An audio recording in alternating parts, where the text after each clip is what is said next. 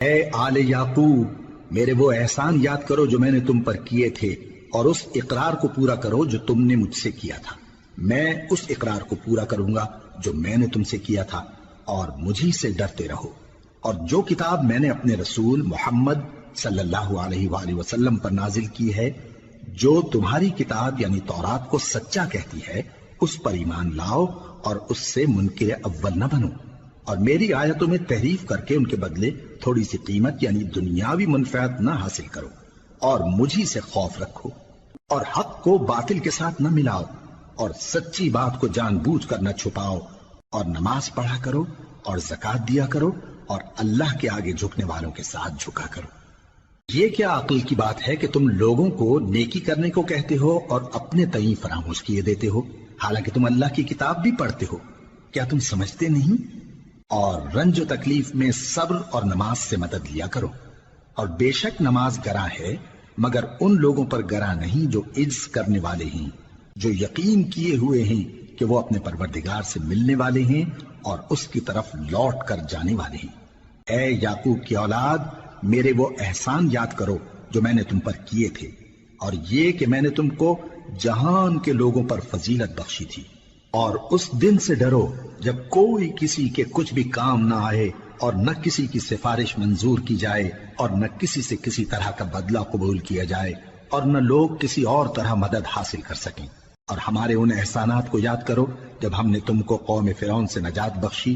وہ لوگ تم کو بڑا دکھ دیتے تھے، تمہارے بیٹوں کو تو قتل کر ڈالتے تھے اور بیٹیوں کو زندہ رہنے دیتے تھے، اور اس میں تمہارے پروردگار کی طرف سے بڑی سخت آزمائش تھی۔ اور جب ہم نے تمہارے لیے سمندر کو پھاڑ دیا،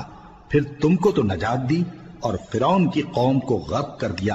اور تم دیکھ رہے تھے۔ اور جب ہم نے موسیٰ سے 40 رات کا وعدہ کیا تو تم نے ان کے پیچھے بچڑے کو معبود مقرر کر لیا، اور تم ظلم کر رہے تھے۔ پھر اس کے بعد ہم نے تم کو معاف کر دیا تاکہ تم شکر کرو۔ اور جب ہم نے موسیٰ کو کتاب اور معجزے عنایت کیے تاکہ تم ہدایت حاصل کرو۔ اور جب موسیٰ نے اپنی قوم کے لوگوں سے کہا کہ بھائیو، تم نے بچڑے کو معبود ٹھہرانے میں اپنی جانوں پر ظلم کیا ہے، تو اپنے پیدا کرنے والے کے آگے توبہ کرو، پھر اپنوں کو قتل کرو، تمہارے خالق کے نزدیک تمہارے حق میں یہی بہتر ہے۔ پھر اس نے تمہارا قصور معاف کر دیا، وہ بے شک بڑا معاف کرنے والا ہے، بڑا مہربان ہے۔ اور جب تم نے موسیٰ سے کہا کہ موسیٰ، جب تک ہم اللہ کو سامنے نہ دیکھ لیں گے تم پر ایمان نہیں لائیں گے، تو تم کو بجلی نے آ گھیرا اور تم دیکھ رہے تھے۔ پھر موت آ جانے کے بعد ہم نے تم کو اثر نو زندہ کر دیا تاکہ احسان مانو۔ اور ہم نے بادل کا تم پر سایہ کیے رکھا اور تمہارے لیے من و سلوہ اتارتے رہے کہ جو پاکیزہ چیزیں ہم نے تم کو عطا فرمائی ہیں ان کو کھاؤ پیو، مگر تمہارے بزرگوں نے ان نعمتوں کی کچھ قدر نہ جانی، اور وہ ہمارا کچھ نہیں بگاڑتے تھے بلکہ اپنا ہی نقصان کرتے تھے۔ اور جب ہم نے ان سے کہا کہ اس گاؤں میں داخل ہو جاؤ اور اس میں جہاں سے چاہو خوب کھاؤ پیو، اور دیکھنا دروازے میں داخل ہونا سجدہ کرتے ہوئے اور حطوۃن کہنا، ہم تمہارے گناہ معاف کر دیں گے اور نیکی کرنے والوں کو اور زیادہ دیں گے۔ تو جو ظالم تھے انہوں نے اس لفظ کو جس کا ان کو حکم دیا تھا بدل کر اس کی جگہ اور لفظ کہنا شروع کیا، پس ہم نے ان ظالموں پر آسمان سے عذاب نازل کیا کیونکہ نافرمانیاں کیے جاتے تھے۔ اور جب موسیٰ نے اپنی قوم کے لیے ہم سے پانی مانگا تو ہم نے کہا کہ اپنی لاٹھی پتھر پر مارو۔ انہوں نے لاٹھی ماری تو اس میں سے 12 چشمے پھوٹ نکلے، اور تمام لوگوں نے اپنا اپنا گھاٹ معلوم کر کے پانی پی لیا۔ ہم نے حکم دیا کہ اللہ کی عطا فرمائی ہوئی روزی کھاؤ اور پیو، اور زمین میں فساد نہ کرتے پھرنا۔ اور جب تم نے کہا کہ موسیٰ،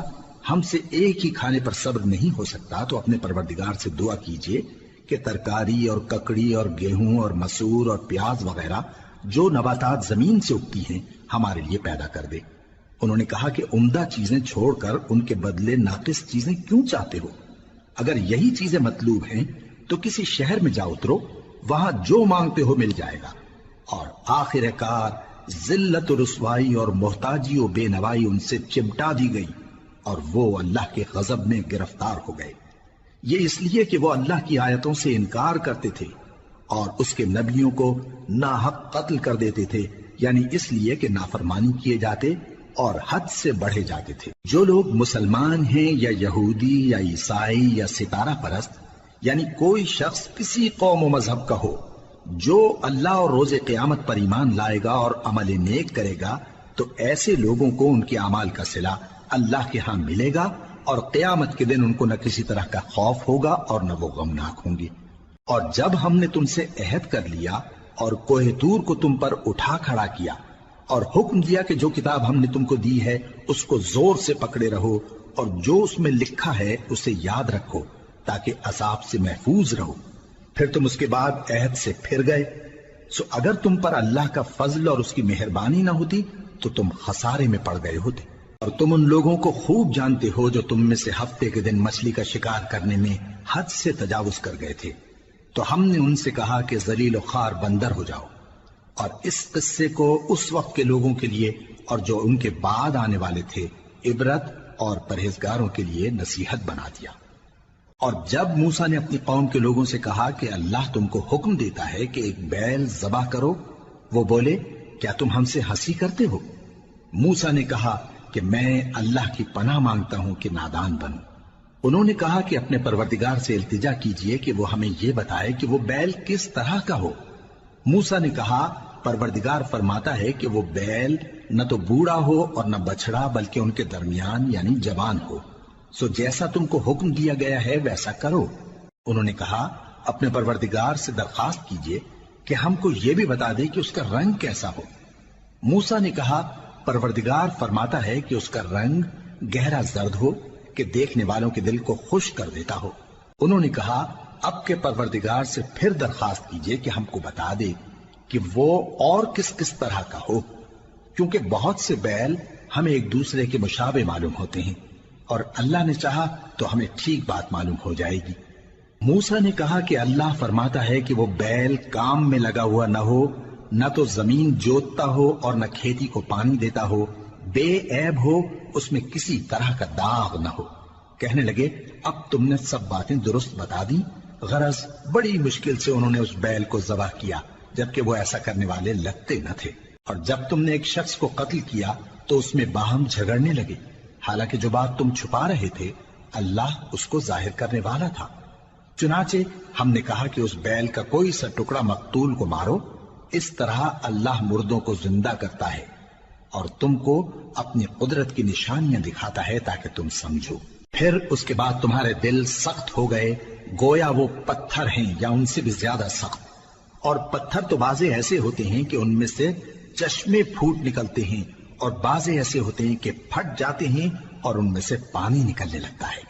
اور بعضے ایسے ہوتے ہیں کہ اللہ کے خوف سے گر پڑتے ہیں، اور اللہ تمہارے کرتوتوں سے بے خبر نہیں۔ مومنو، کیا تم امید رکھتے ہو کہ یہ لوگ تمہارے دین کے قائل ہو جائیں گے؟ حالانکہ ان میں سے کچھ لوگ کلام اللہ یعنی تورات کو سنتے پھر اس کے سمجھ لینے کے بعد اس کو جان بوجھ کر بدل دیتے رہے ہیں، اور یہ لوگ جب مومنوں سے ملتے ہیں تو کہتے ہیں ہم ایمان لے آئے ہیں، اور جس وقت تنہائی میں ایک دوسرے سے ملتے ہیں تو کہتے ہیں جو بات اللہ نے تم پر ظاہر فرمائی ہے وہ تم ان کو اس لیے بتائے دیتے ہو کہ قیامت کے دن اسی کے حوالے سے تمہارے پروردگار کے سامنے تم کو الزام دیں۔ کیا تم سمجھتے نہیں؟ کیا یہ لوگ یہ نہیں جانتے کہ جو کچھ یہ چھپاتے اور جو کچھ ظاہر کرتے ہیں اللہ کو سب معلوم ہے؟ اور بعض ان میں ان پڑھ ہیں کہ اپنی آرزوؤں کے سوا اللہ کی کتاب سے واقف ہی نہیں، اور وہ صرف اٹکل سے کام لیتے ہیں۔ سو ان لوگوں پر افسوس ہے جو اپنے ہاتھ سے کتاب لکھتے ہیں اور کہتے یہ ہیں کہ یہ اللہ کے پاس سے آئی ہے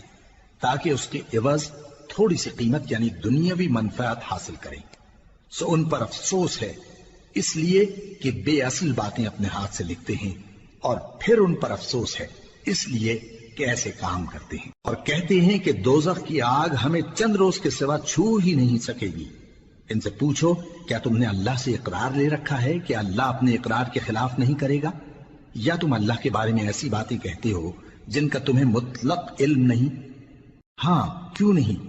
جو برے کام کرے اور اس کے گناہ ہر طرف سے اس کو گھیر لیں تو ایسے لوگ دوزخ میں جانے والے ہیں، اور وہ ہمیشہ اس میں جلتے رہیں گے، اور جو ایمان لائیں اور نیک کام کریں وہ جنت کے مالک ہوں گے اور ہمیشہ اس میں عیش کرتے رہیں گے۔ اور جب ہم نے بنی اسرائیل سے عہد لیا کہ اللہ کے سوا کسی کی عبادت نہ کرنا اور ماں باپ اور رشتہ داروں اور یتیموں اور محتاجوں کے ساتھ بھلائی کرتے رہنا اور لوگوں سے اچھی باتیں کہنا اور نماز پڑھتے اور زکوٰۃ دیتے رہنا، تو چند آدمیوں کے سوا تم سب اس عہد سے منہ پھیر کر پلٹ گئے۔ اور جب ہم نے تم سے عہد لیا کہ آپس میں کچھ تو خون نہ کرنا اور اپنوں کو ان کے وطن سے نہ نکالنا، تو تم نے اقرار کر لیا اور تم اس بات کو مانتے بھی ہو۔ پھر تم وہی ہو کہ اپنوں کو قتل بھی کر دیتے ہو اور اپنے میں سے بعض لوگوں پر گناہ اور ظلم سے چڑھائی کر کے انہیں وطن سے نکال بھی دیتے ہو، اور اگر وہ تمہارے پاس قید ہو کر آئیں تو بدلہ دے کر ان کو چھڑا بھی لیتے ہو، حالانکہ ان کا نکال دینا ہی تم پر حرام تھا۔ یہ کیا بات ہے کہ تم کتاب اللہ کے بعض احکام کو تو مانتے ہو اور بعض سے انکار کیے دیتے ہو؟ تو جو تم میں سے ایسی حرکت کریں ان کی سزا اس کے سوا اور کیا ہو سکتی ہے کہ دنیا کی زندگی میں تو رسوائی ہو اور قیامت کے دن سخت سے سخت عذاب میں ڈال دیے جائیں۔ اور جو کام تم کرتے ہو اللہ ان سے غافل نہیں۔ یہ وہ لوگ ہیں جنہوں نے آخرت کے بدلے دنیا کی زندگی خریدی، سو نہ تو ان سے عذاب ہی ہلکا کیا جائے گا اور نہ ان کو اور طرح کی مدد ملے گی۔ اور ہم نے موسیٰ کو کتاب عنایت کی اور ان کے پیچھے یکے بعد دیگرے پیغمبر بھیجتے رہے، اور عیسیٰ ابن مریم کو کھلے نشانات بخشے اور روح القدس یعنی جبرائیل سے ان کو مدد دی۔ تو کیا ایسا ہے کہ جب کوئی پیغمبر تمہارے پاس ایسی باتیں لے کر آئے جن کو تمہارا جی نہیں چاہتا تھا تو تم سرکش ہو جاتے رہے، اور ایک گروہ انبیاء کو تو جھٹلاتے رہے اور ایک گروہ کو قتل کرتے رہے، اور کہتے ہیں ہمارے دلوں پر پردے ہیں؟ نہیں، بلکہ اللہ نے ان کے کفر کے سبب ان پر لعنت کر رکھی ہے،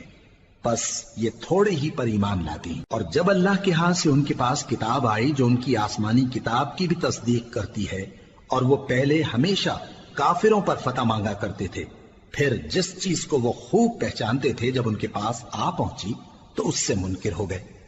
بس کافروں پر اللہ کی لعنت۔ جس چیز کے بدلے انہوں نے اپنے تئیں بیچ ڈالا وہ بہت بری ہے،